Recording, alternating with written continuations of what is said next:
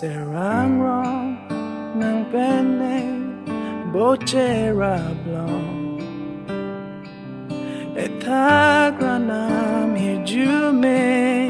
đi nào nàng kèn cầm bí bên đây sinh với an lô clolin ta clo classy man dead long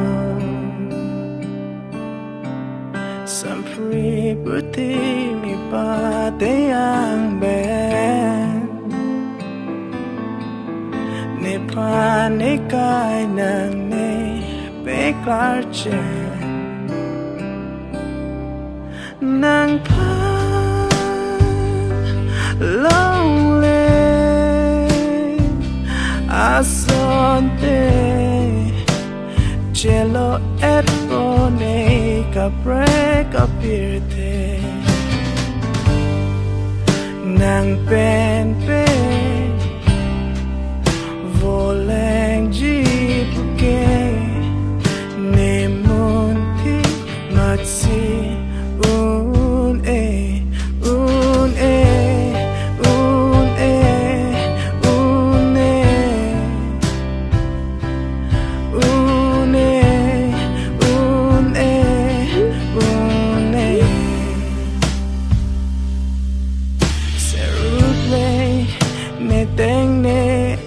Sitame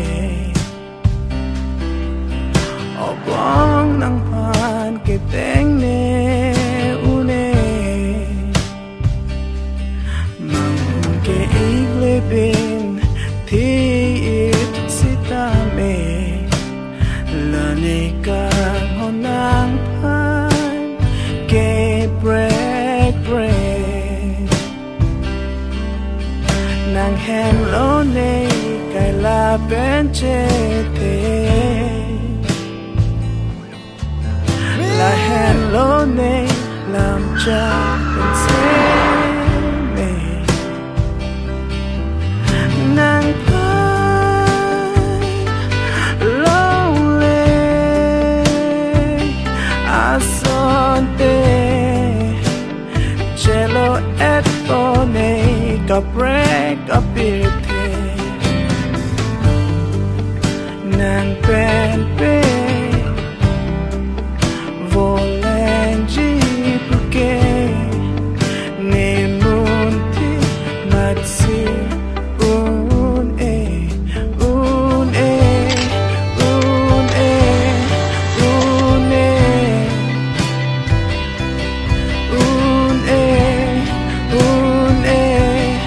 un e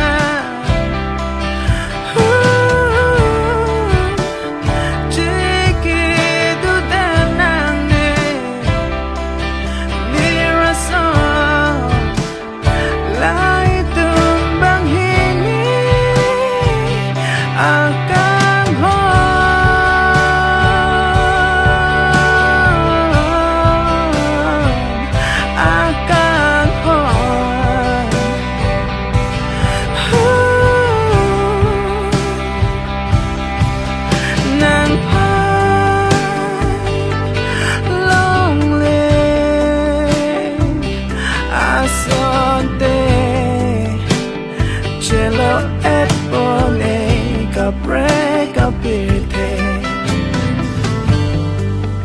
nàng pen pe voleng ji puke ne munti matsi un e un e un e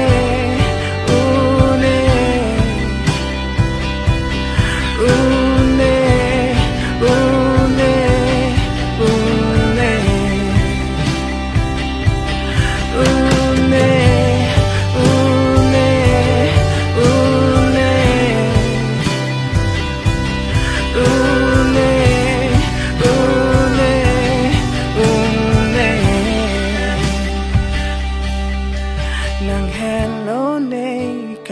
là bên chế thế